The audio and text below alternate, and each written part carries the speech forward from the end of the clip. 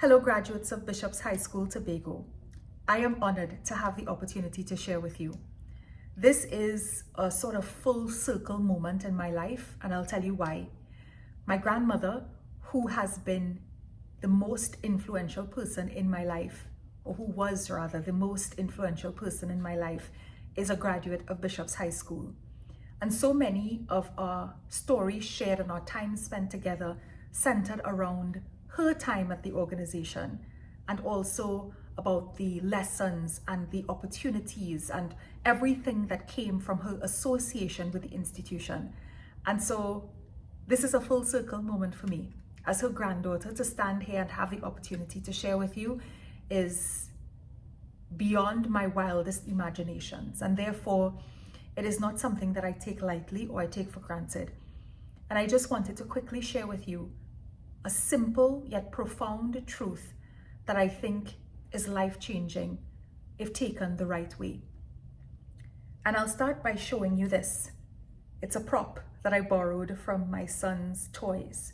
It's his model Emirates aircraft. The brand doesn't really matter. What I'd like for you to consider is the shape, and I'll tell you a story. A few weeks ago, I was leaving Mexico, and as the plane took off, I looked down at the tarmac below, and I saw so many of these airplanes taxiing to the gates, waiting at the gates to be loaded with passengers, others on the runway having just landed, others like mine just taking off. And I thought of the shape of an airplane. I said, wow, airplanes look really awkward from the ground. This wide wingspan, this tube-like shape, the sharp nose and this pointy bit at the end. I'm sorry for not knowing all of the technical names of these different aspects of an aircraft, but I considered them. From my seat in the sky, I looked down and I considered them.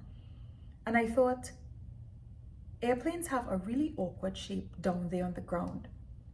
And that's because, guys, these airplanes were designed and made for the sky. On the ground, their shape is awkward, but in the sky, their shape is useful. Their design is useful. And so I would like you to think of yourself today, figuratively and for the purposes of this conversation, as an airplane made with a very specific design, an intelligent and specific design, but you're simply in the wrong place. You're on the ground. You haven't yet taken off. You're not yet in your sky. And I love the theme of this year's graduation ceremony, which is answering the call to greatness. And there's a call and a design upon each of us. There's a call to greatness, I believe, in all of our lives if we would only be so brave as to answer it. But sometimes we take the cowardly route and we ignore our design, and we begin to think of ourselves down there on the ground. We compare ourselves, even though we are airplanes. We compare ourselves to cars and to boats and to bicycles and to tricycles, not understanding that we could surpass them by thousands of times if only we were in the right place. So how do we get to the right place? How do we begin to answer the call upon our lives? How do we begin to honor this design? Well, it begins by admitting that there's even a call. You know, if I'm honest with you, I can tell you that when I was your age, I knew what the call on my life was. It was absolutely clear to me. I had always had a sort of speaking gift, and I felt comfortable talking to strangers. But I compared myself to others and I thought, that's not really a gift.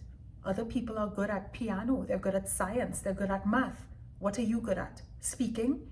And so I denied my gift. For a very long time, I did not accept it. I thought it was too big, too grand, too much for a young island girl to think that she could one day be the next Oprah Winfrey. And so I denied my call. And I know that many of you listening to my voice today, you know what the call of your life is, but you're denying it because it seems too big and too far outside of your world. It seems too high up in the sky because you're way down on the ground. And so my first piece of advice to you this morning is simply to answer that call. Answer the call of your design. Answer the call of your maker. If you know you want to be an entrepreneur, an actor, a singer, a mathematician, whatever the case may be, you know what you want to do, begin to honor that call.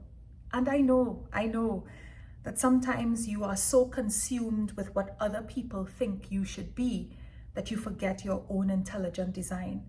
And you want to honor your parents and your community and your family, and you want to get a good job and you want to settle down, and all of those things are honorable things.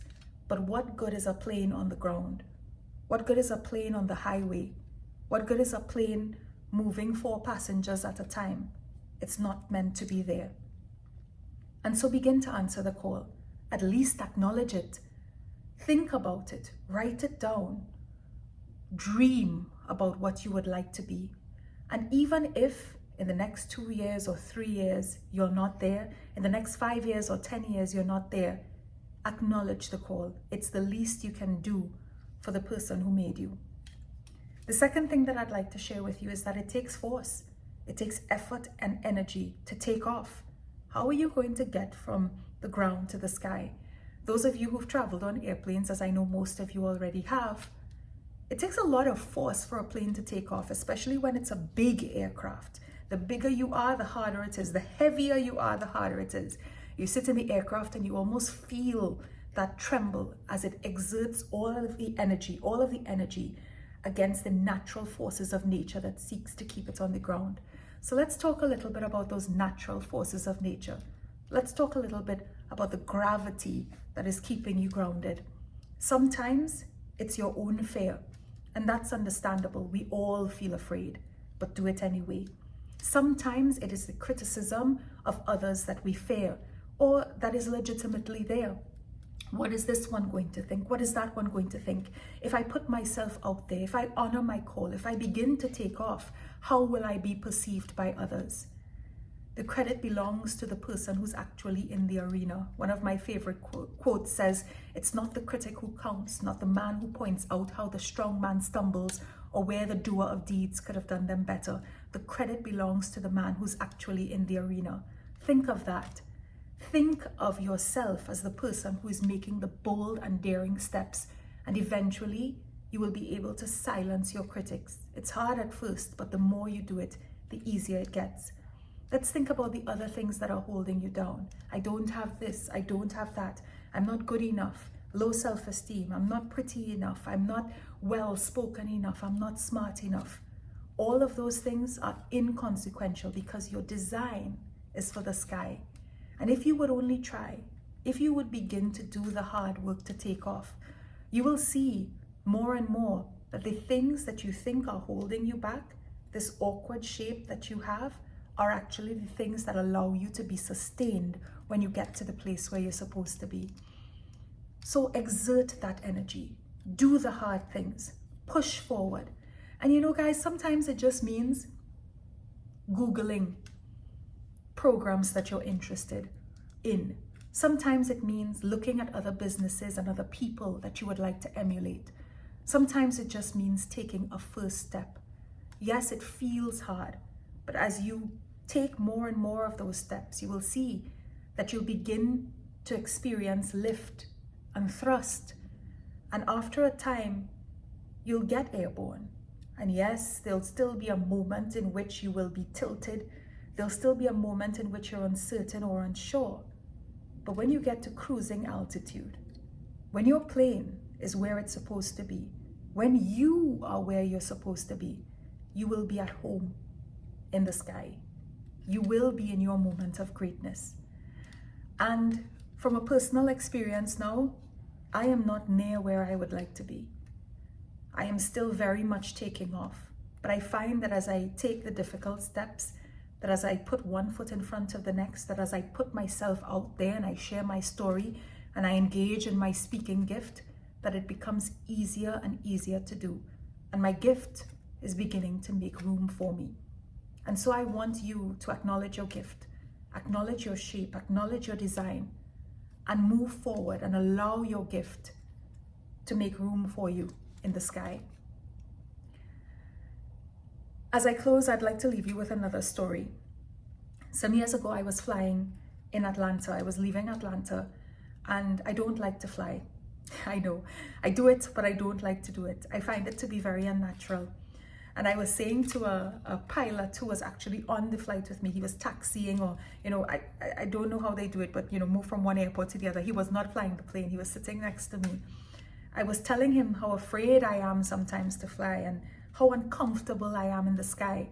And he said, the plane is not uncomfortable though. And it comforted me, because I was there thinking, what are we doing up here? Why are people so comfortable 36,000 feet, 40,000 feet in the air? And he said to me, but the plane is comfortable. And so let's go to the place of our greatness. Let's go to the place where we were designed to be. Let's at least make the effort to be comfortable in our greatness, to be comfortable in the sky. It takes a lot of hard work, but we can do it. Answer the call of greatness upon your life. As my grandmother told me, as your schoolmate told me, go. God has already made the way. Thank you so much.